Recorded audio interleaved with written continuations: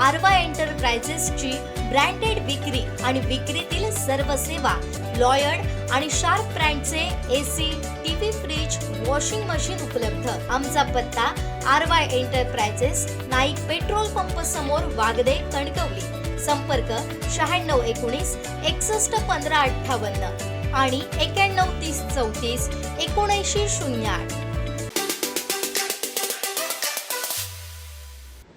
सिंधुदुर्ग जिल्ह्यातल्या आंबा आणि काजू बागायतदारांनी गेल्या 10 दिवसापूर्वी मोर्चा काढला होता आणि या मोर्चात हजारो शेतकऱ्यांची एक मागणी होती की शासनाने लवकरात लवकर हेक्टरी 5 लाख रुपये मदत करावी। या संदर्भात आता विधानसभेचं अधिवेशन बुधवारी संपत आहे, तरी पण अजून घोषणा झाली नाही।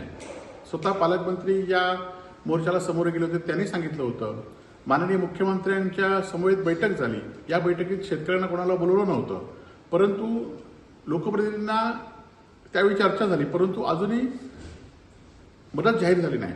आणि त्यामुळे आम्ही 23 तारीखच्या मोर्चाच्या वेळीच 23 तारीखचं आंदोलन हे आम्ही मोर्चाच्या वेळी जाहीर केलं होतं आणि त्यामुळे उद्याचं हे आंदोलन होणार आहे।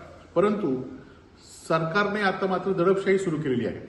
आमच्यासारख्या राजकीय लोकांना नोटीस आहे हे काही नवीन नाही, परंतु गोरगरीब शेतकरी आहेत, आंबा आणि काजू बागायतदार आहेत, यांना मात्र सरसकट नोटिसा काढलेल्या आहेत की त्यांना त्यांच्यामध्ये भीतीचं वातावरण निर्माण करून एकतर ते आता या नुकसान भरपाईमुळे त्रस्त झालेले आहेत आणि असं असताना त्यांना नोटिसा काढणं म्हणजे त्यांच्या जखमेवर मीठ सोडण्यासारखा प्रकार आहे। जसा मोर्चा शांततेत झाला तसंच उद्या तर रस्ता रोको सुद्धा शांततेत होईल, कोणाला त्रास होणार नाही। फक्त आमच्या भावना सरकारपर्यंत पोहोचल्या पाहिजेत म्हणून आम्ही हे रस्ता रोको करतोय आणि उद्याच्या रस्ता रोकोमध्ये नोटिसा पाठवून तुम्ही हे थांबू शकत नाही। शेतकऱ्यांचा उलट शेतकऱ्यांना दडपशाहीचा प्रकार केला तर त्याचा उद्रेक होईल आणि त्यामुळे या नोटिशीला घाबरून न जाता शेतकऱ्यांनी या रस्ता रोकोमध्ये सहभागी व्हावं।